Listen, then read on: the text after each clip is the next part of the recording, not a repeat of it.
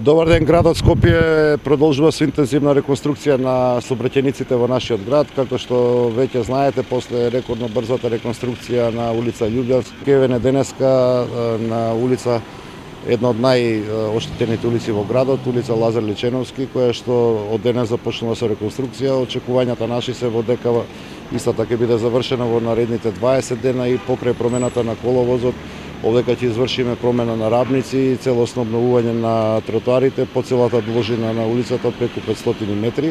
Како што веќе кажав, денеска ги започнуваме активностите кои што ќе опфатат меѓу другото и оплеменување на просторот овдека околу Скопското кале.